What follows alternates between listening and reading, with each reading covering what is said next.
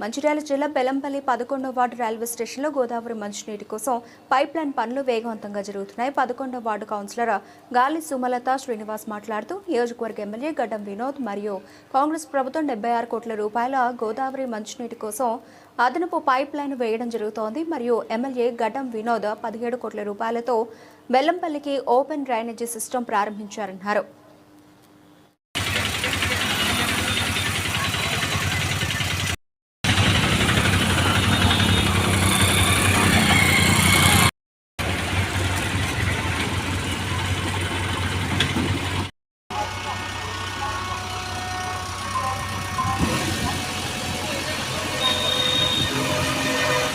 సుమలత శ్రీనివాస్ మాట్లాడుతున్నాను.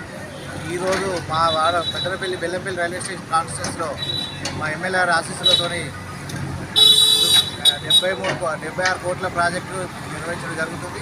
మంచినీటి పథకాన్ని ముల్కాల నుంచి బెల్లంపల్లి తీసుకొచ్చి రా వాటర్ వచ్చి ఇక్కడ ఫిల్టర్ అయ్యి రైల్వే స్టేషన్ పెద్దపల్లి దగ్గర రైల్వే స్టేషన్ ఎదురున్న ఫిల్టర్ చేసి ప్రతి ఒక్కరికి మంచినీళ్ళు ఇవ్వాలనే ఉద్దేశంతో మా ఎమ్మెల్యే వినోద్ గారు కార్యక్రమం చేయడం జరిగింది. ఈ భాగంగా ఈరోజు ఇక్కడ లైన్ తవ్వి మా ఏరియా నుంచి పైప్ లైన్ కలెక్షన్ చేయడం జరుగుతుంది. దానిలో మేము మా వార్డు ప్రజల తరఫున మేము ఎమ్మెల్యే గారికి కృతజ్ఞతలు చెప్తున్నాం. ముందు మేము శిరస్సు వంచి మా ఎమ్మెల్యే గారికి నమస్కారం కూడా తెలియజేస్తున్నాను. ఎందుకంటే మంచినీళ్ళు అనేది ప్రతి ఒక్కరికి అవసరం, నీటి అవసరం. దాంట్లో మా ఎమ్మెల్యే గారు బెల్లంపల్లి నియోజకవర్గంలో ముందుండి అందరికీ మంచినీళ్ళు ఇవ్వాలనే ఉద్దేశంతో అక్కడ నుంచి వచ్చి శుద్ధ వాటర్ పక్కన పెట్టి మనకి సపరేట్ లైన్ ఇస్తున్నారు 73 కోట్ల రూపాయలతోని. దాన్ని మీరు అందరూ అర్థం చేసుకోవాలి ప్రజలు.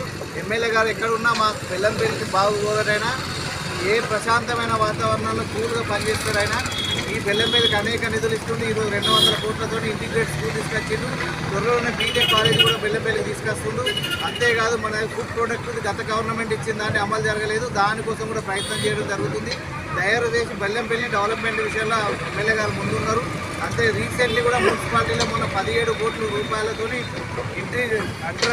అంటే డ్రైనేజ్ వ్యవస్థ కోసం సపరేట్ నిధులు ఇవ్వడం జరిగింది. ఇంతే కాదు, ఇంకా ముందు కూడా ఎమ్మెల్యే గారు గత ఈ 2 ఏళ్ళలో ఈ పని చేసిన గత ఇంకా జరగబోయే 3 ఏళ్లలో కూడా ఆయన ఇంకా అభివృద్ధి చేస్తాడని మేము మనస్ఫూర్తిగా కోరుకుంటున్నాము.